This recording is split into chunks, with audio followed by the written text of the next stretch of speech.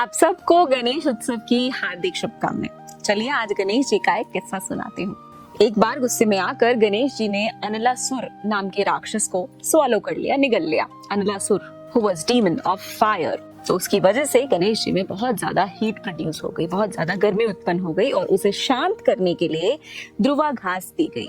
और आप जानते हैं कि आयुर्वेद में ध्रुवा घास का कितना महत्व है। पित्त दोष को शांत करने के लिए यानी कि एक्सेसिव फायर को शांत करने के लिए ध्रुवा घास का उपयोग किया जाता है। साथ ही ध्रुवा स्किन डिसऑर्डर्स जैसे कि एक्ने, पिंपल, रैशेस जैसी प्रॉब्लम्स में बहुत ही लाभकारी है।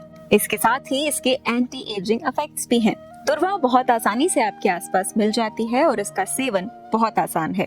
आप इसे धो के इसका डिकॉक्शन बना के इस्तेमाल कर सकते हैं या फिर आप ध्रुवा घास का जूस एक्सट्रैक्ट करके उसका सेवन भी कर सकते हैं। तो देखा कैसे आयुर्वेद हमारी संस्कृति लगभग एक ही है, कितने कनेक्टेड है।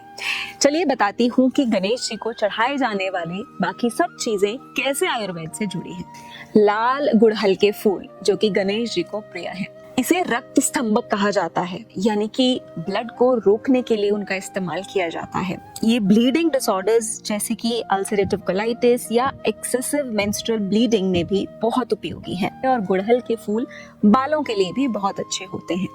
गणेश जी का पसंदीदा प्रसाद यानी कि मोदक जो कि चावल के आटे, गुड़, इलायची और नारियल से बनता है और इन सभी का आयुर्वेदिक उपयोग है।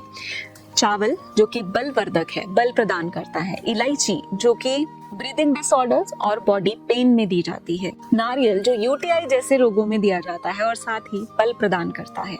गुड़ जो कि आपकी जठर अर्गिनी को बढ़ाता है जिससे आपका खाना अच्छे से डाइजेस्ट हो जाए। साथ ही ब्लड को भी बढ़ाता है। इसके अलावा गणेश जी को 21 तरह के पत्ते चढ़ाए जाते हैं जिसमें से 10 वात दोष को बैलेंस करते हैं और 11 पित्त दोष को बैलेंस करते हैं। अब मजे की बात यह है कि गणेश चतुर्थी वर्षा ऋतु में आती है, जिस ऋतु में वात इम्बैलेंस हो जाता है और इससे अगली ऋतु में पित्त इम्बैलेंस हो जाएगा। और अगर आप ध्यान दें तो गणेश जी को चढ़ाई जाने वाली ये सभी वस्तुएं या तो वात दोष को बैलेंस करती है या पित्त दोष को बैलेंस करती है। तो है ना कितना अद्भुत कि ये त्योहार, ये संस्कृति किस तरह आयुर्वेद के साथ मिले हैं। अगर आप इन्हें फॉलो करते हैं, आप अपने त्योहारों और संस्कृति को फॉलो करते हैं तो भी आप हेल्दी रह सकते हैं, क्योंकि जाने अनजाने आप एक्चुअली आयुर्वेद फॉलो कर रहे हैं। आयुर्वेद इन त्योहारों के माध्यम से हमें कुछ सिखा रहा है, हमारी बॉडी को हेल्दी रखने की कोशिश कर रहा है। तो इस त्योहार को धूमधाम से और पूरी परंपरा के साथ मनाइए ताकि आप स्वस्थ रह सकें।